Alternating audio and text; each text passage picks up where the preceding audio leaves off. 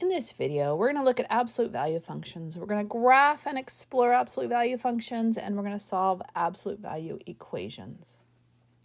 When we learned linear equations, whether it was in high school or in college prior to this class, we knew that the solution was a single number. Or it could have been a no solution, or it could have been all real numbers.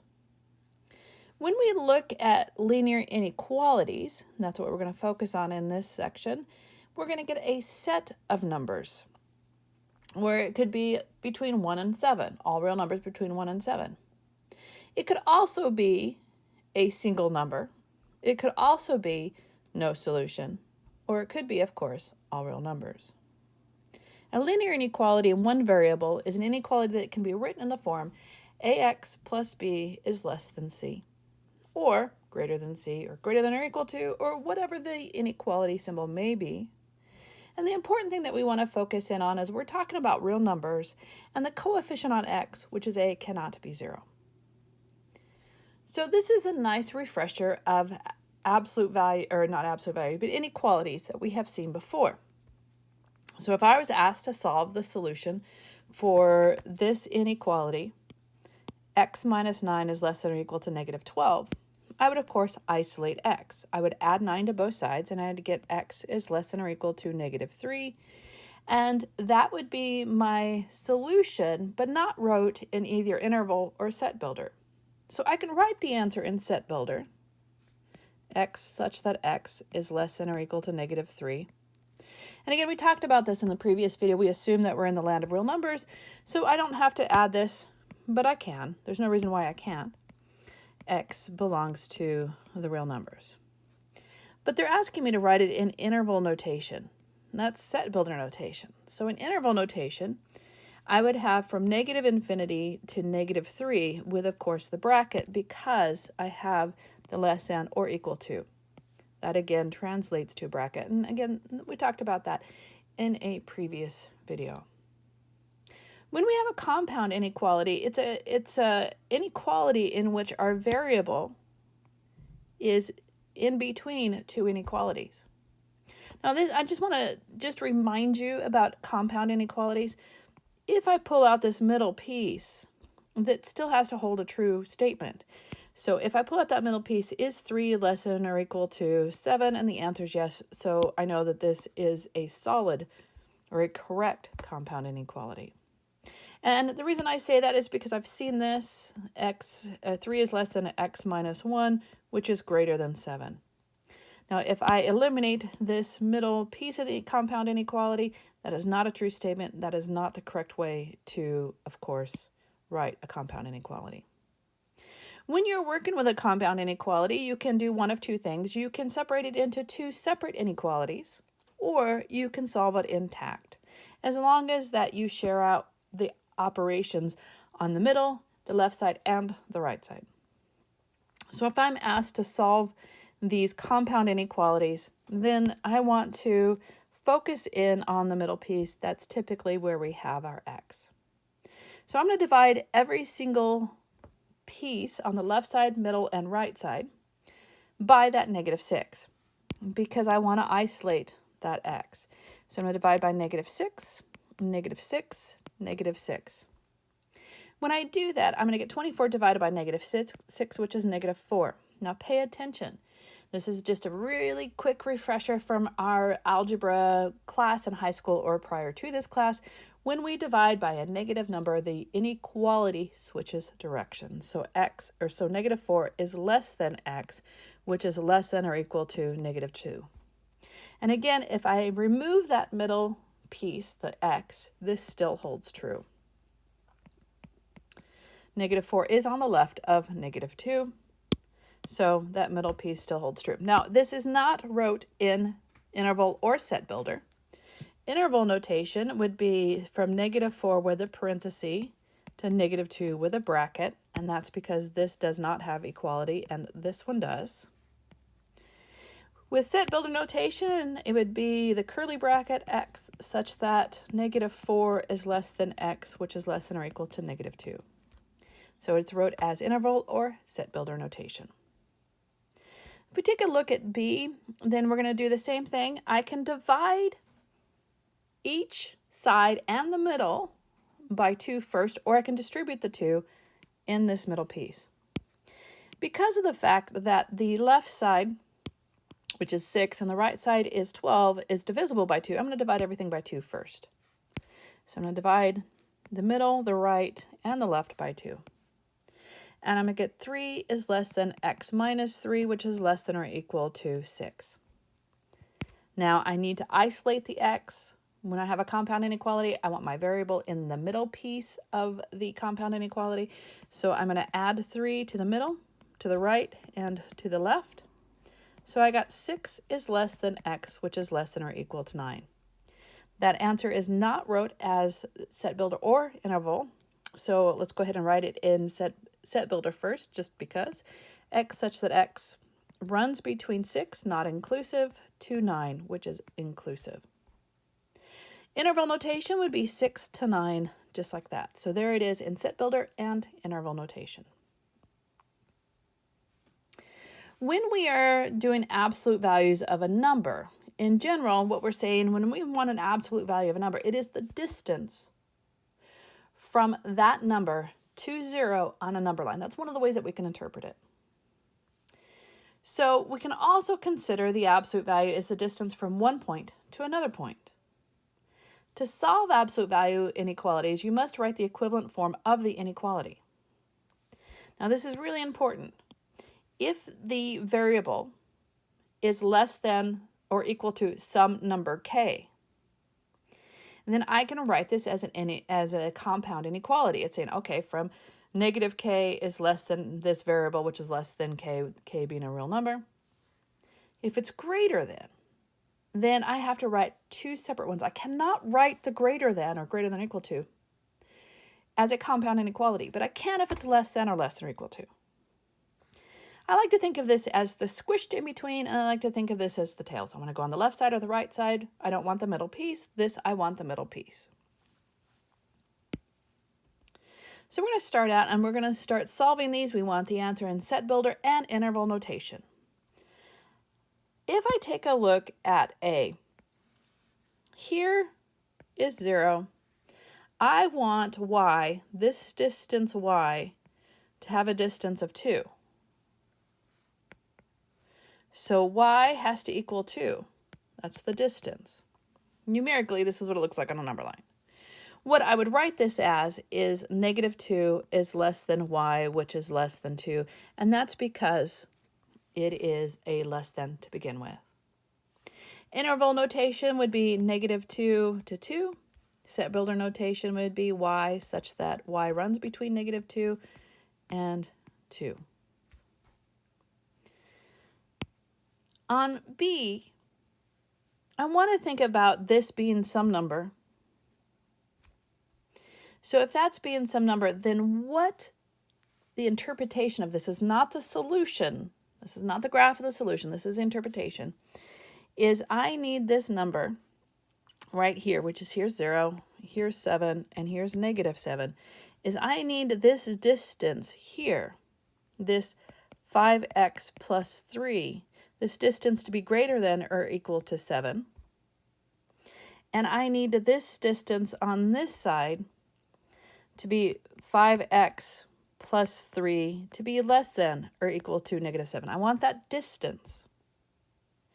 So the way I'd set this one up, because it is the greater than or the equal to, is I'd write it just like that. So I have 5x plus 3 is less than or equal to negative 7, or 5x plus 3 is greater than or equal to 7. I cannot write this as a compound inequality. And this is why. If I wrote this as a compound inequality, and this is wrong, I'm just going to tell you that this is wrong, but I'm going to write it anyways to show you, that if I have negative 7 has to be greater than or equal to 5x plus 3, which has to be greater than or equal to 7, if I pull out this middle piece, is negative 7 greater than or equal to 7? The answer is no. And that's why you have to break this apart. So let's go ahead and solve this. I'm going to subtract 3 from both sides, and I have 5x is less than or equal to negative 10. X is less than or equal to negative 2. 5x, subtracting 3 from both sides, 5x is greater than or equal to 4, x is greater than or equal to 4/5. Again, this is not wrote in set builder or interval notation, so let me show you what interval notation would be. It would be -infinity to -2 with a bracket, union between 4/5 with a bracket to infinity. When you have an inequality with a greater than or equal to or a greater than, your solution set will always have a union between them. If you have an inequality in which your inequality is less than or equal to, you will always have just a single interval. So that's a check to yourself. Make a note of that in your notes. Now let's write the interval or set builder notation. So I have x such that x is less than or equal to -2, or, and I actually write the word or, x is greater than or equal to 4/5 with a curly bracket. And that's my set builder notation. Okay, so let's take a look at this next one. Before I can bust this apart, I do need to isolate my absolute value. That is the first thing I always have to do, is I have to isolate this. So I'm going to subtract 5 from both sides. So I have 2, the absolute value of x is less than or equal to 2. Divide both sides by 2, less than or equal to 1. And so my solution set is -1 is less than or equal to x, which is less than or equal to 1. And that's because my inequality did not change direction. It is a less than, it is a sandwich. Interval notation is bracket -1 to 1. Set builder notation is x such that x runs between and is inclusive of -1 and 1. Curly bracket's awesome, isn't it? Now, this is an absolute value equation. It is not an inequality. This is going to give me either a no solution, it's going to give me all real numbers, or it's going to give me 2 distinct numbers. Now the absolute value, this is important, the absolute value of any number can never equal a negative number, so this is a no solution. Because absolute value is a distance, and in this class, all of our distances will be positive. So an absolute value will never equal a negative number. An absolute value will never be less than a negative number. It will never be less than or equal to a negative number. Can it be greater than? Absolutely, right? So let's talk about this. Let's say, hey, what happens if I have 3x plus 1 divided by 3 is less than -2? Again, no solution. What happens if I have 3x plus 1 divided by 3 is greater than or equal to -2? And this is all real numbers.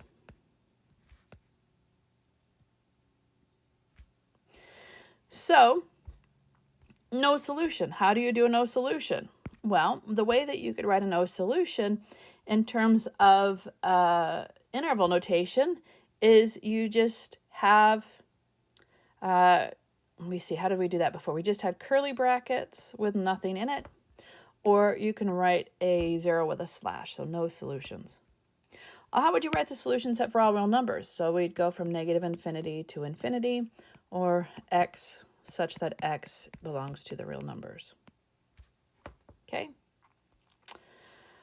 Now, what about this one? What about E and F? Well, so what I'm going to do is I'm going to choose a side, and I'm going to show you why it doesn't matter which side you choose, because I'll do it both ways. So I'm going to choose a side, and I'm going to leave the absolute values on that side, and I'm going to choose the other side and take the absolute values off. So I'm going to choose the left side. I'm going to have 8 minus 2y is equal to absolute value is equal to y plus 2. Now when I do absolute values, I am going to bust apart into 2. So I have 8 minus 2y is equal to the negative of y plus 2. Or 8 minus 2y is equal to y, the positive of y plus 2. So I'm going to go ahead and distribute the negative on this first equation. So I have 8 minus 2y is equal to negative y minus 2. Solving for y, I'm going to bring my 2y to the right, my negative 2 to the left. And so I'm going to have 10 is equal to y. And then I'm going to solve for this one over here. And I'm going to have 8. I'm going to bring my 2y to the right-hand side again. And my 2 to the left. And so I'm going to get 6 is equal to 3y. Y is equal to 2. Okay, those are my two solutions. Now I said it doesn't matter which side you choose to take the absolute value off. So now let's have the 8 minus 2y is equal to the absolute value of y plus 2. So I'm going to break it apart into two equations, the negative first. So negative 8 minus 2y is equal to y plus 2, or 8 minus 2y is equal to y plus 2. Negative 8 plus 2y is equal to y plus 2. I'm going to add y to both, or subtract y from both sides, add 8. And so I'm going to get y is equal to 10. Oh, look, we had that one. Here I'm going to add 2y to both sides and subtract 2 from both sides. And so I've got 6 is equal to 3y and 2 is equal to y. And that's the same thing as we had before. So when you have two absolute values with an equal, you can totally choose one side and then just ignore the absolute value on the other side. And just as long as you do both the negative and the positive of the side that I chose to take the absolute value off, we are good. Okay, now, what about this one? This has x's all over the place. Well, if we think about what we did up here, and I said, well, let's isolate the absolute value. Ideally, we would isolate the absolute value, but I'm going to kind of cheese it and not do it on this one because I don't always have to do it.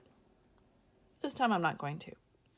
So I'm just going to do the x minus 1 is equal to the negative of x plus 3. And I've got x minus 1 is equal to the positive of x plus 3. The left-hand side, I'm going to get x squared minus x is equal to negative x minus 3. Bringing everything to the right-hand side, I'm going to get x squared is equal to, I'm going to add x to both sides, and I get, and I'm going to get 0, and so x squared is equal to negative 3. And you can see that's, in the real numbers, that's never going to happen. So that part is a no solution. Now let's take a look at my other equation. So I've got x squared minus x is equal to x plus 3. I'm going to subtract x from both sides, and so I've got x squared minus 2x, and I'm actually going to bring the 3 over on this one, so minus 3 is equal to 0. This does factor into x minus 3, x plus 1 is equal to 0, and I have x is equal to 3 and negative 1. Because I ended up with a quadratic, I do need to check, and actually I should be checking on all of these. It's a really good idea to always check your solution. I mean, that's the best way to say, hey, I got 100% on this assessment because it checked out. So let's check these. I have two answers. Let's check to see if these both work out. So let's check when x is equal to 3. So I have 3. The absolute value of 3 minus 1 is equal to 3 plus 3. So I have 3, the absolute value of 2 is equal to 6. That is true. So that one checks, so we know that one's good. Now let's check x is equal to negative 1. So negative 1, absolute value of negative 1 minus 1. Does this equal negative 1 plus 3? So I have negative 1, absolute value of negative 2. This does not equal 2. Because what's going to happen is I'm going to get the absolute value of negative 2, which is 2. So negative 1 multiplied by 2 clearly does not equal positive 2. So this is my only solution.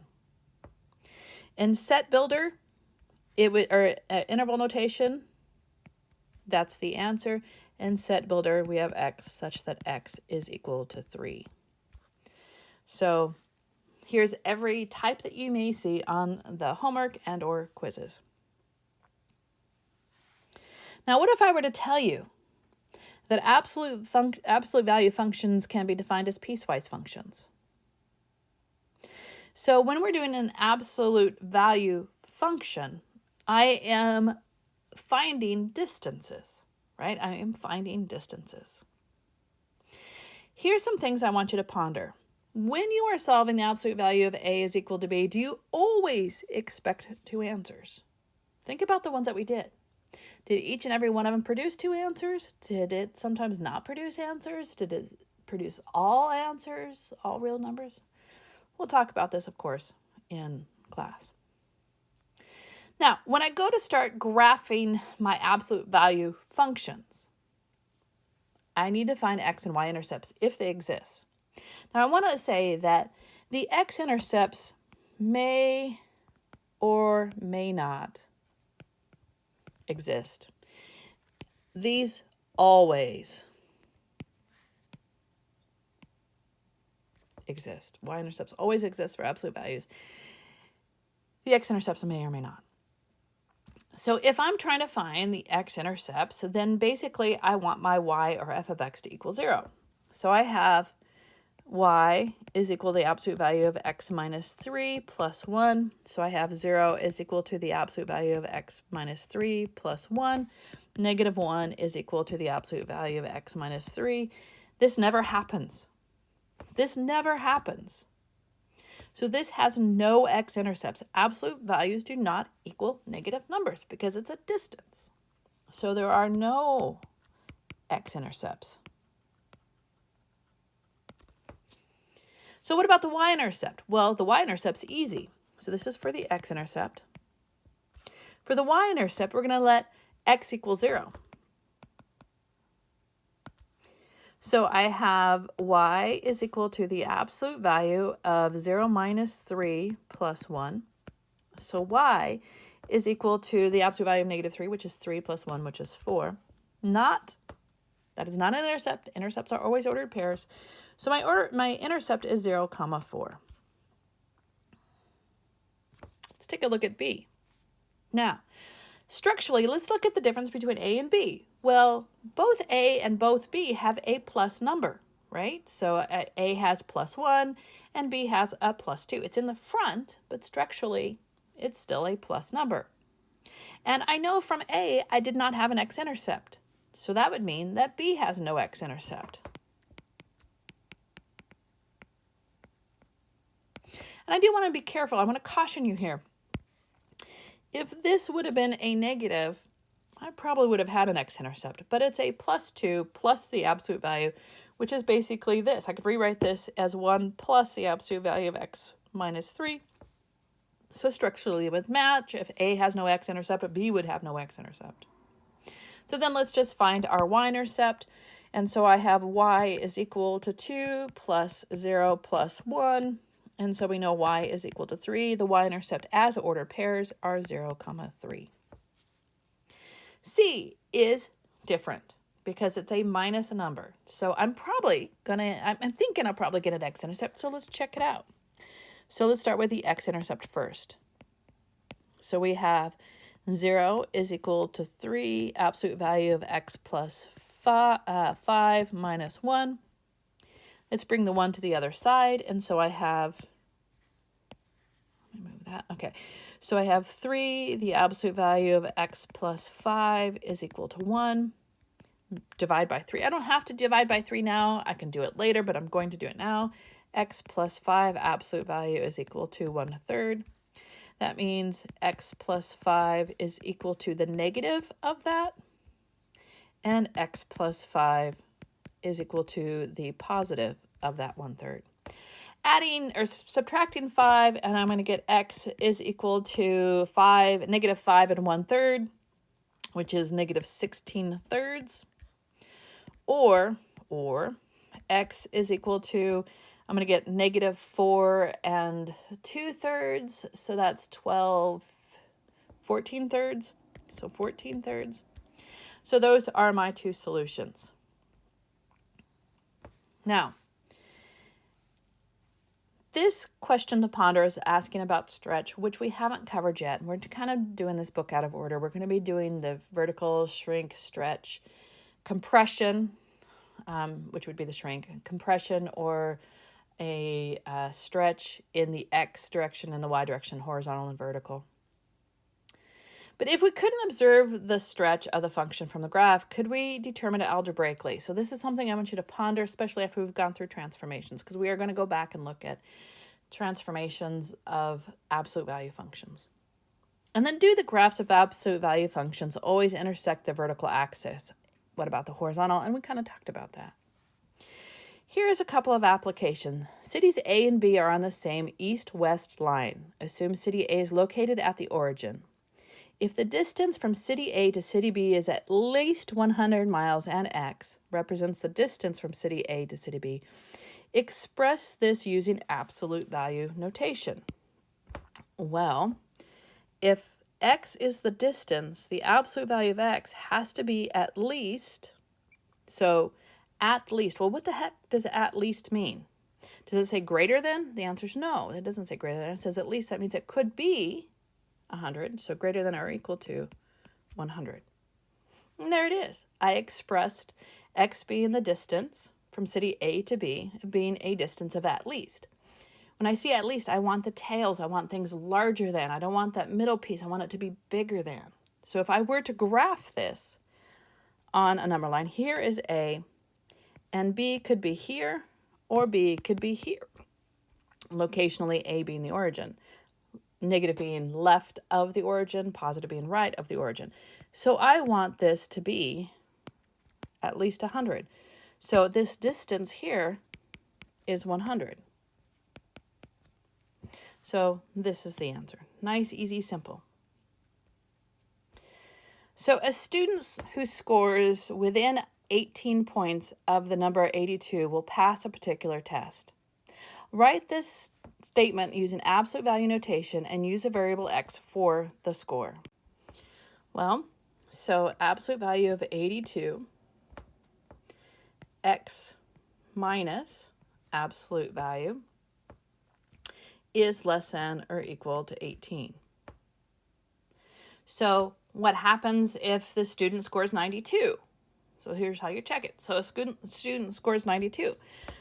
Because we put the absolute value in here, 82 minus 92 is negative 10, but the absolute value is less than 18. So that works. What happens if a student scores 70? Well, 82 minus 70 is 8. The absolute value of 8 is less than 18. So there it is. And it's a nice way to check. Now let's look at some graphing. Let's keep scrolling down and doing some graphing. Now it's asking us to use transformations. And we will use transformations for these, but we haven't learned them yet in this class. Like I said, we're kind of doing this out of order.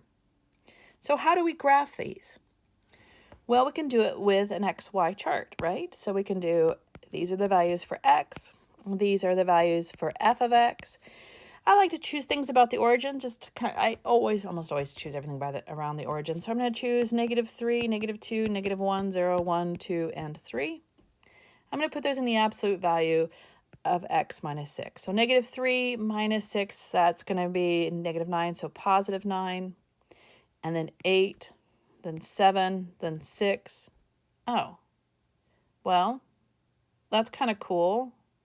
We know, okay, so we're crossing right here, so it's 0, 6, so we have that point right there. I put in 1, and I'm going to get 5, 4, 3. Huh. Absolute values always have a V shape, right? So it's always got a V shape, and they just keep going down. But remember, the way that we define this is a piecewise, so the absolute value of x is equal to x, or negative x, when x is less than or equal to 0, and positive x when x is greater than 0. So it has this V shape. Oh, well, so then what's happening here? Well, I haven't found the V part. It's still going downhill. So if I just keep putting these in, I'm gonna keep going downhill. So what am I gonna do? Well, let's jump to 6. When I put in 6, I'm gonna get 0. So when I put in 6, I'm gonna get 0. So I know it's gonna go like this. Now, what happens when I put in 7? Well, when I put in 7, I'm going to get 1. Oh, so there's my V shape. So even though I chose numbers about the origin, it really didn't help me. So I jumped up to where I thought that V might be. And where I thought the V might be is when I have x is equal to 6. So 6 minus 6 is 0. And then I checked 7. 7 starts to go back up again. So let's see if choosing values around the origin is going to work for b. And we're going to talk about transformations here in a moment. So let's talk about b. Well, okay, let's choose x values. And so I'm going to choose, and then f of x. Now notice right here, if I let x equal 0, I'm going to get 4, negative 4 minus 3 is going to be negative 7. If I let x equal negative 1, oh, so maybe about the origin it might work. So I have negative 3, negative 2, negative 1, 0, 1, 2, and 3. So this might work. I put in negative 3, and so I have negative 6 plus 4, which is absolute value is going to be 2, and then I have a negative out front. So what's happened? Let me show you what's happening. So I have a negative 2 multiplied by negative 3 plus 4 absolute value minus 3, which is equal to the negative absolute value of negative 2 plus, or excuse me, minus 3. Yep.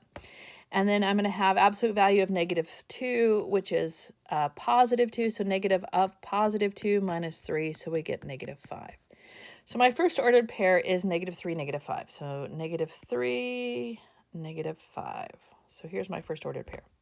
I'm going to put in negative 2. So negative 2 times 2 is negative 4, plus 4 is 0. So this one is 3. So negative 2, 3. So negative 2, negative 3. And I'm going to put in negative 1, and so I'm going to get 2, and then I have negative 2 minus 3 is negative 5. Oh, so I'm going back down again. So I have negative 5, so it's right here. So I found that turning point. I found that turning point. And since I found that turning point, I'm done graphing it. Now, I said we're going to talk a little bit about transformation, so let's talk a little bit about it. We haven't learned them yet, but I want to give you a heads up. So my function, my parent function, my toolkit function is the absolute value. If I have a number inside the function and it's a plus or minus, it's going to move left or right. And you would think that since it's x minus 6, it would go to negative 6 is where that vertex of the absolute value function move to, but it didn't. It actually went in the opposite direction. So this is a translation. It's a horizontal translation of plus 6. Let's take a look at this. And you said, well, wait a minute. When you have a number in there, well, yeah, it's true, but let's rearrange this. Let's write this as negative absolute value of 2, x plus 2, minus 3.